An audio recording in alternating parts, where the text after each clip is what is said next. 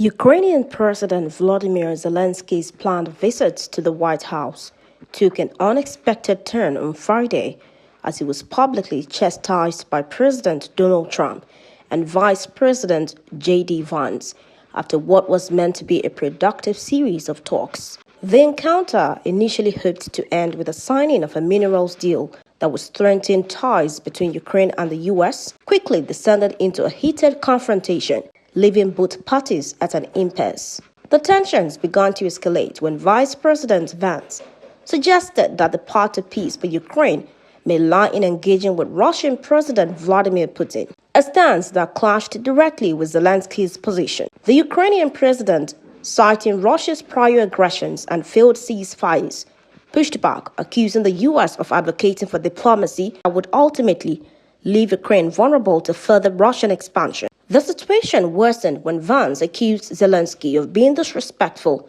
particularly when the Ukrainian leader referenced the U.S.'s relative distance from the war and the consequences of appeasing Russia. A particularly tense moment occurred when Zelensky, in response to Vance's claims that he had not thanked the U.S. for its support, reminded the officials that Ukraine had been alone in its fight against Russia, a sentiment that struck a nerve with Trump. The exchange quickly devolved into a partisan back and forth, with Trump accusing Zelensky of meddling in the U.S. election process through his visit to Pennsylvania in support of the Democrats.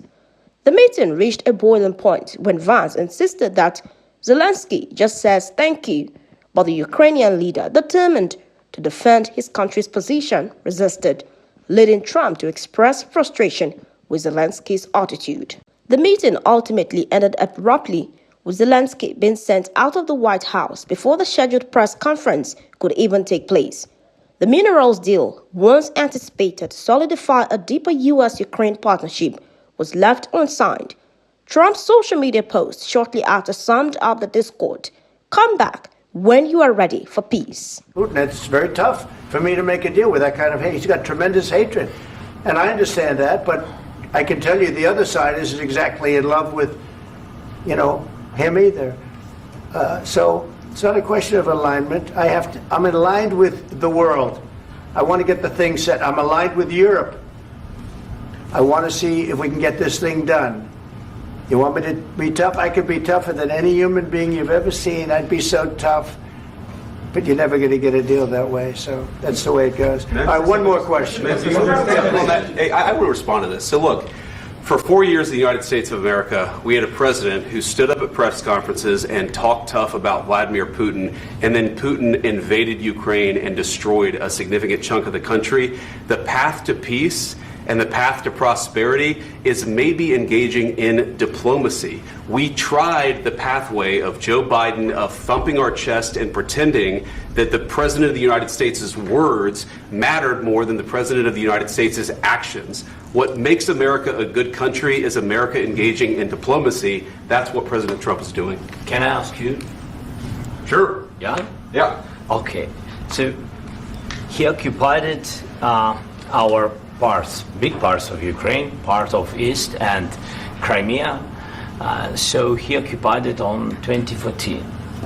So during a lot of years, so I'm not speaking about just Biden, but those time was Obama, then President Obama, then President Trump, then President Biden, now President Trump, and God bless, now President Trump will stop him. But during 2014, nobody stopped him. He just occupied and took.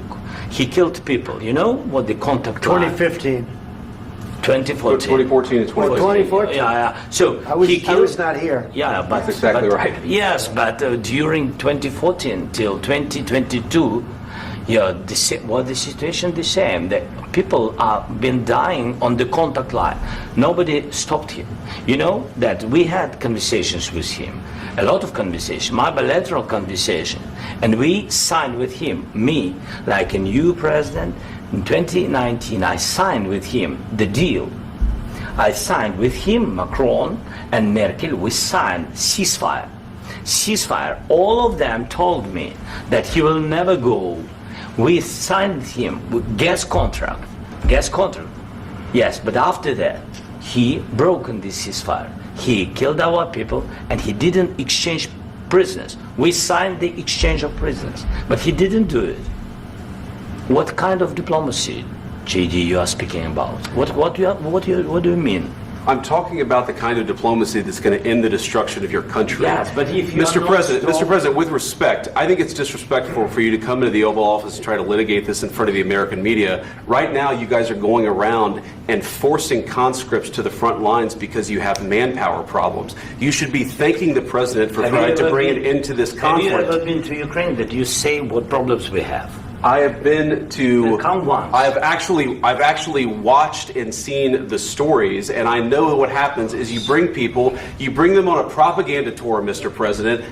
Do you disagree that you've had problems bringing people into your military? And do you think that it's respectful to come to the Oval Office of the United States of America and attack the administration that is trying to prevent the destruction of your country? A lot of the beginning. Sure. First of all, during the war, everybody has problems, even you, but you have nice ocean and don't feel now, but you will feel it in the future. God bless. You don't know that. God bless. God bless. You will not have a war. Don't tell us what we're going to feel. We're trying to solve a problem. Don't tell us what we're going to feel. I'm not telling you. Because you're in no position to dictate that. That's exactly what Remember you're this. doing. You're in no position to dictate what we're going to feel. We're going to feel very good. You will feel influence. We're going to feel very good and very strong. You will feel influence. You're right now not in a very good position. You've allowed yourself to be in a very bad position, and he happens to be right about it. From the very beginning of the war. You're not in a good position. You don't have the cards right now.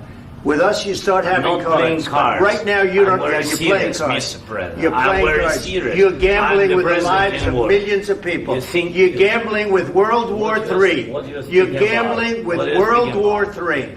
And what you're doing is very disrespectful to the country, this country. That's back to you. Far more than a lot of people said they should have. Have you said thank you once? This A lot entire of meeting? times. No, in this Even entire meeting, today. have you said thank Even you? today. You went to Pennsylvania and campaigned for the opposition in October. Offer some words of appreciation for the United States of America and the President who's trying to save your country. Please, you think that if you will speak very loudly about the war, you can... He's not speaking loudly. He's not speaking loudly. Your country's in big trouble. Can I Wait a answer? minute. No. You've done a lot of talking. Your country is in big trouble. I know. You're not winning. I know. You're not winning this. You have a damn good chance of coming out okay because of us. Mr. President, we are staying in our country, staying strong from the very beginning of the war. We've been alone, and we are thankful. I said thanks You haven't in been this alone. cabinet. You haven't been not only alone. in this cabinet. We gave you, through I this said stupid president, $350 billion. You voted we gave for you your military equipment, You and you voted men for are your brave, president. but they had to use our military. What about If you didn't have You our invited military me- equipment, You invited if me you to didn't speak? have, Of course, yes. it's going to be a very hard thing to do business like this. I Again, tell you. just say thank you. I said a lot of times thank you to American people. Accept that there are disagreements, and let's go litigate those disagreements rather than trying to fight it out in the American media when you're wrong. We know that you're wrong. But you see, I think it's good for the American people to see what's going on. I understand, sir. I think it's I very understand. important. That's why I kept this going so long. You have to be thankful. You don't have the I'm cards. thankful. You're buried there. Your people are dying. tell you You're again, running I low know. on soldiers. Don't- Listen, don't please, you're running Mr. low President. on soldiers. It would be a damn good thing. Mr. And then President. then you tell us, I don't want a ceasefire. I don't want a ceasefire. I want to go and I wanted this. Look, if you could get a ceasefire right now, I tell you, you take it so the bullets stop flying and your men stop getting killed. Of course, we want to stop the war. But you're saying you don't want a ceasefire. But I said to you, I want a ceasefire. with guarantees. Because you'll get a ceasefire faster than an agreement. Ask our people about ceasefire, what they think. That wasn't doesn't with matter me. for you what- That what wasn't this with me. means. It That was wasn't with with you. a guy named Biden, who was not a smart person. This That is was your, with, this that was is with your Obama. president. It was your president. Excuse me. That was with Obama, who gave you sheets, and I gave you javelins. Yes. I gave you the javelins to take out all those tanks. Obama gave you sheets. In fact, the statement is Obama gave sheets and Trump gave javelins. You got to be more thankful, because let me tell you, you don't have the cards. With us, you have the cards. But without us, you don't have any cards. One more question to Mr. Vice President. I'm sorry. It's going to be a tough deal to make, Um, because the attitudes have to change. what if Russia breaks ceasefire? What if Russia breaks peace talks, what do you do then? I understand that it's a heated conversation right now. What are you saying? She's asking, what if Russia breaks the ceasefire? What if anything? What if a bomb drops on your head right now? Okay? What if they broke it? I don't know. They broke it with Biden because Biden, they didn't respect him. They didn't respect Obama. They respect me. Let me tell you, Putin went through a hell of a lot with me. He went through a phony witch hunt where they used him and Russia. Russia. You ever hear of that deal? That was a phony Hunter Biden, Joe Biden scam. Hillary Clinton, Shifty Adam Schiff. It was a Democrat scam. And he had to go through that. And he did go through it. We didn't end up in a war. And he went through it. He was accused of all that stuff. He had nothing to do with it. It came out of Hunter Biden's bathroom. It came out of Hunter Biden's bedroom. It was disgusting. And then they said, oh, the laptop from hell was made by Russia. The 51 agents. The whole thing was a scam. And he had to put up with that. He was being accused of all that stuff. All I can say is this. He might have broken deals with Obama and Bush, and he might have broken them with Biden. He did, maybe. Maybe he didn't. I don't know what happened. But he didn't break them with me. He wants to make a deal. I don't know if you can make a deal. The problem is, I've empowered you to be a tough guy. And I don't think you'd be a tough guy without the United States. And your people are very brave. But you're either going to make a deal or we're out. And if we're out, you'll fight it out. I don't think it's going to be pretty, but you'll fight it out. But you don't have the cards. But once we sign that deal, you're in a much better position. But you're not acting at all thankful. And that's not a nice thing. I'll be honest, that's not a nice thing. All right, I think we've seen enough. What do you think? What's this negotiation? This is going to be great television, I will say that. All right. We'll see what we can do about putting it together. Thanks.